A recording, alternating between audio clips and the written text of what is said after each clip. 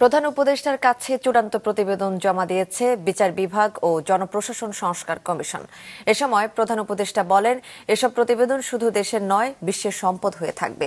যে কোনো দেশে রাজনৈতিক ক্রান্তিকালে তারা এগুলো বিবেচনায় নিতে পারবে। দুপুরে যমুনায় দুই কমিশনের প্রধান তাদের প্রতিবেদন তুলে দেন ডক্টর মোহাম্মদ ইউনূসের হাতে। এরপর তাদের সাথে বৈঠকে বসেন প্রধান উপদেষ্টা। এর আগে গত 15ই জানুয়ারি সংবিধান, নির্বাচন ব্যবস্থা, দুর্নীতি দমন ও পুলিশ সংস্কার কমিশন তাদের প্রতিবেদন জমা দেয়। গতকাল প্রধান উপদেষ্টার প্রেস উইংয়ের সংবাদ সম্মেলনে আইন উপদেষ্টা ডক্টর আসিফ নজরুল জানিয়েছেন, আগামী 8ই ফেব্রুয়ারি সবগুলো কমিশনের পূর্ণাঙ্গ প্রতিবেদন প্রকাশ করা হবে। পরে রাজনৈতিক দলগুলোর সাথে এ মাসেই বৈঠকে বসবেন প্রধান উপদেষ্টা। কমিশনের সকল সদস্যকে কৃতজ্ঞতা জানাচ্ছি। আমি এটার ইংরেজি অনুবাদ হয়ে যাওয়া, কারণ বিশ্বের দরবারে যেতে গেলে সে বিশ্বের ভাষায় আমাদেরকে সেটা নিয়ে আসতে হবে।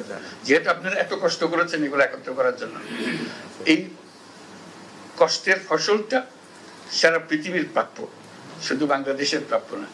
তারা তাদের বৌগিতে, তাদের কনটেক্সে তারা বিচার করবে, কিন্তু জিনিস একই, ইস্যুটা তারা তাদের মতো করে দেখবে। এবং তারা যখন তাদের দেশের জন্য চিন্তা করবে বা একটা প্রস্তাব আনবে, পার্লামেন্টে একটা প্রস্তাব আনবে, এগুলো ঘাটাঘাটি করবে যে হ্যাঁ ওরা কি করেছিল।